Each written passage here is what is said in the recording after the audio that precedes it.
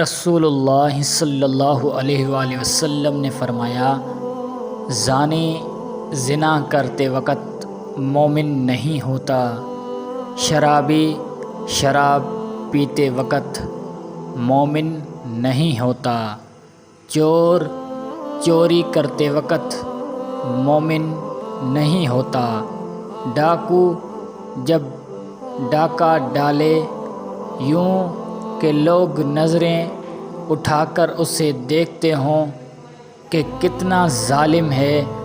اس سے اللہ کا ذرا بھی خوف نہیں،